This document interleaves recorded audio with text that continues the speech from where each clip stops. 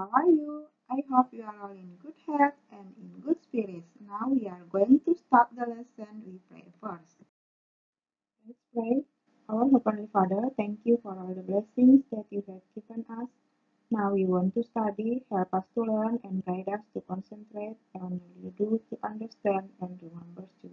In the name of Jesus Christ, we pray to you. Amen. Our topic today, tema 1 atau 6A, Selamatkan Makhluk Hidup, subtema 1, Tumbuhan Sahabatku, pembelajaran 3 dan 4. Tujuan pelajaran yang harus kita capai hari ini, pertama, mengidentifikasi cara perkembangbiakan vegetatif pada tumbuhan. Kedua, menemukan ide pokok dan mengembangkannya dengan menggunakan bahasa sendiri. Tiga, menentukan kesimpulan laporan. Dan menjelaskan pengamalan sila ketiga Pancasila dalam kehidupan sehari-hari. Manfaat bagi kita baik sebagai bahan makanan, obat-obatan, maupun penyedia oksigen yang sangat diperlukan makhluk hidup. Oleh karena manfaatnya tersebut, tumbuhan harus dibudidayakan agar selalu tersedia. Mari kita amati tumbuh-tumbuhan berikut ini. Apakah terdapat persamaan atau perbedaan cara budidaya tanaman tersebut? Coba cari tahu bersama teman atau anggota keluarga kamu di rumah. Kita sudah mempelajari tentang perkembangbiakan vegetatif dan juga generatif. Perkembangbiakan generatif adalah adanya peleburan sel kelamin atau serbuk sari dan putik. Kemudian tumbuhan memiliki bunga dan ada calon individu baru berupa biji. Perkembangbiakan vegetatif adalah tidak adanya peleburan sel kelamin dan juga perkembangbiakannya dapat dibantu oleh manusia dan individu baru berasal dari bagian tubuh induknya. Kita sudah mempelajari perkembangbiakan generatif dan vegetatif. Sekarang mari kita melihat macam-macam perkembangbiakan vegetatif alami. Contoh-contoh perkembangbiakan vegetatif alami adalah tunas, yaitu bagian tumbuhan baru yang tumbuh dari tumbuhan induknya seperti pisang, bambu, dan tebu. Kemudian, ada tunas adventif, yaitu tunas yang tumbuh pada akar atau tepi daun. Contoh, cocor bebek, eceng gondok, cemara, syukun, dan kesemak. Kemudian, ada juga yang dengan berkembang biak umbi lapis. Contoh-contohnya adalah tulip, bawang putih, bawang bombay, bawang merah, dan bunga bakung. Perkembangbiakan secara vegetatif alami dengan umbi lapis, yaitu umbi lapis memiliki susunan berlapis-lapis. Bagian yang berlapis-lapis merupakan tunas, dan tunas itu tumbuh membesar dan menjadi umbi yang menghasilkan tumbuhan baru.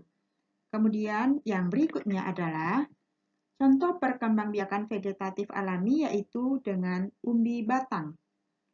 Umbi batang merupakan tumbuhan di dalam tanah dan ujungnya menggembung menjadi ubi berisi cadangan makanan bagi tumbuhan tersebut. Nah, umbi batang tersebut sebenarnya merupakan cadangan makanan bagi tumbuhan itu. Contohnya adalah kentang, ubi jalar, talas atau keladi, bukan keledai ya. Lalu ada juga umbi akar. Umbi akar adalah akar yang tumbuh membesar karena berisi cadangan makanan. Jika umbi akar ditanam bersama dengan pangkal batangnya, maka pada pangkal batang itu akan tumbuh tunas. Tunas tersebut merupakan tumbuhan baru. Contoh dari perkembangbiakan vegetatif alami dengan umbi akar adalah wortel, bunga dahlia, singkong atau ketela pohon. Kemudian, perkembangbiakan vegetatif alami yaitu dengan rizom. Contoh-contohnya adalah jahe, kencur, lengkuas, temulawak, kunyit. Nah, rizom ini merupakan batang yang seluruhnya tumbuh mendatar di bawah permukaan tanah. Bentuk rizom ini menyerupai akar, tetapi memiliki ciri-ciri seperti batang atau berbuku-buku dan mempunyai tunas. Nah, tunas tersebut tumbuh dari ketiak sisik di setiap bahunya. Oke, lalu yang perkembangbiakan vegetatif alami dengan geragih atau stolon. Nah, geragih atau stolon ini batang yang tumbuh merambat di atas tanah. Nah, contoh-contohnya adalah stroberi, kemudian rumput teki. Oke, lalu yang berikutnya adalah contoh perkembangbiakan vegetatif alami dengan spora. Spora itu terdapat pada tumbuhan paku dan jamur. Ukuran spora itu biasanya sangat kecil. Contohnya itu ada lumut, kemudian ada pakis-pakisan, atau juga ada suplir atau pakis tanduk rusa. Nah, apakah kamu mengetahui contoh-contoh tumbuhan yang berkembang biak secara vegetatif di sekelilingmu? Nah, kamu boleh mencari contoh-contohnya dan menuliskannya di dalam buku tulismu atau di dalam tabel ya. Oke, kemudian cara berkembang biak secara vegetatif alami juga ada perkembangbiakan secara vegetatif buatan. Selain vegetatif alami, tumbuhan juga berkembang biak dengan bantuan manusia. Nah, contohnya adalah mencangkok. Nah, mencangkok itu manusia, dengan bantuan manusia, tumbuhan itu berkembang biak, yaitu dengan cara memotong dahan tumbuhan induknya, sehingga nanti menghasilkan cabang dan tunas yang baru. Yang kedua yaitu okulasi atau menempel. Itu adalah menempelkan tunas dari dua tanaman yang sejenis, tetapi berbeda sifat. Lalu yang ketiga adalah menyambung atau yang disebut juga mengenten adalah menggabungkan batang bawah dan batang atas dua tanaman yang sejenis. Yang keempat adalah stek.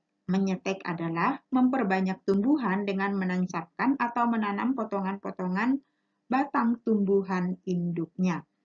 Yang kelima adalah merunduk, yaitu memperbanyak tumbuhan dengan cara merundukkan batang atau cabang ke tanah sehingga tumbuh akar-akarnya. Nah, ini adalah perkembangbiakan tumbuhan secara vegetatif, yaitu dengan bantuan manusia. Nah, Indonesia beragam tumbuh-tumbuhan dan pepohonan, seperti baik itu perkembangbiakan tumbuhan secara vegetatif maupun generatif.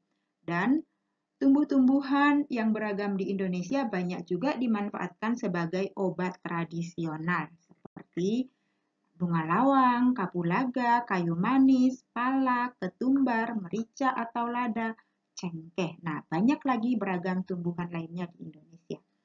Untuk mengetahui tentang cengkeh atau tentang manfaat rempah-rempah atau cengkeh, sekarang mari kita simak atau kita dengarkan temanmu membacakan satu buah laporan atau satu teks laporan tentang cengkeh kaya akan manfaat. Apa saja kira-kira manfaatnya?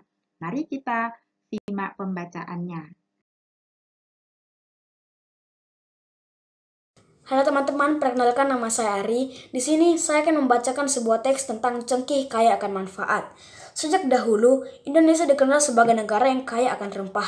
Kekayaan rempah Indonesia sudah dikenal di mancanegara. Hal tersebut bahkan membuat bangsa-bangsa Eropa menjelajahi samudra untuk melakukan perdagangan rempah di Nusantara. Iklim tropis dan tanah yang subur memungkinkan tumbuhan rempah dapat tumbuh subur di Indonesia. Iklim, kandungan tanah, sumber daya alam, dan lokasi strategis. Itulah yang membuat Indonesia menjadi wilayah yang sangat subur hingga dijuluki sebagai negara agraris. Salah satu rempah yang cukup terkenal adalah cengkeh. Cengkeh merupakan tanaman rempah yang termasuk dalam komoditas sektor perkebunan. Jika dilihat dari segi fisik atau morfologi, cengkeh termasuk jenis tumbuhan perdu yang berbatang besar dan berkayu keras. Tinggi tanaman ini dapat mencapai 15-40 meter. Sementara itu, daun tanaman cengkeh berbentuk lonjong dengan panjang mencapai 7-13 cm dan lebar 3-6 cm. Tanaman cengkeh seringkali dimanfaatkan oleh masyarakat Tanaman ini biasanya dimanfaatkan sebagai bahan campuran dalam pembuatan kue. Selain itu, cengkeh digunakan sebagai bahan obat tradisional. Cengkeh dapat dimanfaatkan sebagai bahan alami untuk pembuatan obat anti nyamuk. Selain obat anti nyamuk, cengkeh juga dapat digunakan sebagai minyak cengkeh dan dapat digunakan untuk memperkuat usus dan lambung serta menambah jumlah sel darah putih. Banyak manfaat cengkeh membuat masyarakat Indonesia senang memanfaatkan rempah ini dalam kehidupan sehari-hari. Budidaya tomat di pegunungan. Kawasan pegunungan, khususnya gunung berapi, menjadi tempat yang sangat cocok untuk bertani. Udara yang sejuk serta tanah yang subur membuat tanaman yang ditanam di kawasan tersebut dapat tumbuh subur. Tanah di sana subur karena mengandung berbagai unsur hara dari material letusan gunung berapi. Salah satu tanaman yang cukup banyak ditanam di kawasan pegunungan adalah tomat. Tanaman tomat merupakan tanaman yang dapat tumbuh subur di kawasan pegunungan maupun dataran rendah. Namun, tanaman tomat cenderung tumbuh lebih subur dan berwarna lebih cerah jika ditanam di daerah dataran tinggi atau pegunungan. Ada beberapa tahapan yang perlu dilakukan untuk menanam tanaman tomat. Sebelum ditanam, para petani harus menyemai benih tomat. Benih tomat yang harus disemai selama 25-30 hari. Setelah itu, benih dipindahkan ke lahan yang sudah disiapkan. Lahan untuk menanam tanaman tomat haruslah bersih dan bebas rumput liar. Selain itu, lahan tersebut harus memiliki tanah yang gembur dan subur. Oleh sebab itu, bajaklah lahan dan berilah pupuk sebelum memindahkan benih tomat dari tempat persemaian. Setelah menanam, para petani harus melakukan perawatan agar tanaman tomat dapat tumbuh subur sesuai harapan. Perawatan tanaman tomat meliputi penyiraman, penyulapan, dalam kurung penggantian tanaman yang mati atau sakit dengan tanaman yang baik, penyiangan, pemupukan, pemangkasan, pengikatan, dan pengendalian hama dan penyakit. Semua bentuk perawatan tersebut harus dilakukan petani sesuai dengan jadwal yang telah ditentukan bersama. Jika para petani melakukannya dengan baik, tanaman tomat mereka nantinya akan dapat menghasilkan tomat dengan kualitas baik. Nah, setelah kalian menyimak bacaan yang tadi disampaikan oleh temannya, apakah ide pokok dari setiap paragraf bacaan tersebut? Nah, untuk memahami suatu teks laporan, kita harus menentukan topik dan ide pokok setiap paragraf. Kita sudah mempelajarinya. Nah, berdasarkan kalimat utama, paragraf dibedakan menjadi dua, yaitu paragraf deduktif dan paragraf induktif. Kalau paragraf deduktif, biasanya kalimat utamanya terletak di awal paragraf. Kalau paragraf induktif, kalimat utamanya di akhir paragraf.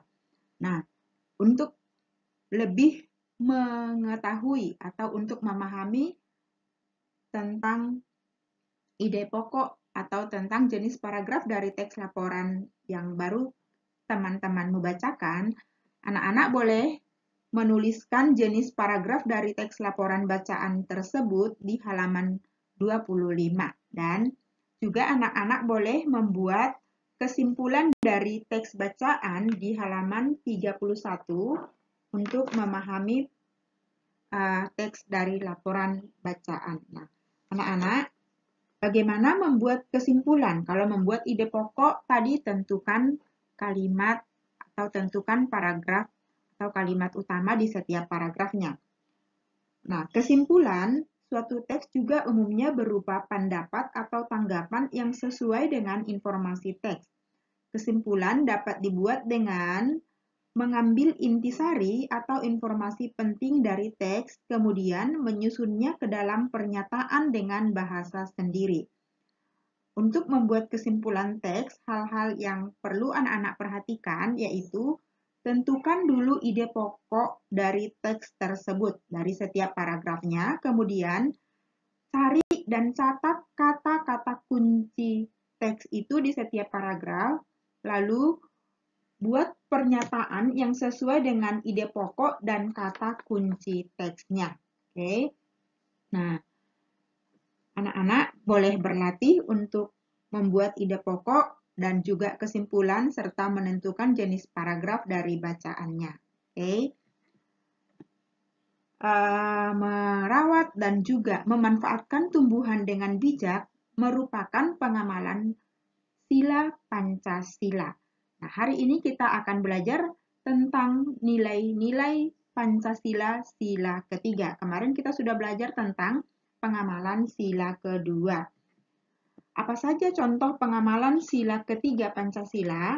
Yang pertama adalah contoh-contohnya dalam kehidupan sehari-hari, yaitu mementingkan kepentingan bersama, kemudian saling menghormati perbedaan suku dan budaya, mengutamakan kepentingan umum di atas kepentingan pribadi, menjaga perdamaian dan kesatuan di lingkungan keluarga dan masyarakat, menjalin persahabatan dengan semua orang tanpa membedakan suku, ras, dan agama, bergaul dengan teman tanpa membedakan suku, ras, dan adat istiadat, memiliki rasa cinta tanah air, tidak saling memaksakan kehendak kepada orang lain, menghargai perbedaan pendapat di antara kelompok, dan menjaga keamanan lingkungan. Nah, nilai persatuan itu merupakan pernyatuan tekad dan semangat untuk memperjuangkan kemajuan bangsa di dalam keberagaman. Nah, anak-anak boleh mencari dan menemukan contoh-contoh pengamalan sila ketiga Pancasila dalam kehidupan sehari-hari ya. Masih banyak yang anak-anak bisa temukan. Oke. Sampai di sini pembelajaran kita hari ini. Tugas anak-anak hari ini adalah mengerjakan halaman 32 nomor 1 dan 2. Now we are closing our lesson today. Let's pray. Our Heavenly Father, thank you for these things we have learned, experienced, and discovered through this day. Help us to remember it all. Please bless us so that we can really enjoy our next day together. In the name of Jesus Christ, we pray to you. Amen. Thank you for your attention. See you next time. Bye bye. Cheerio.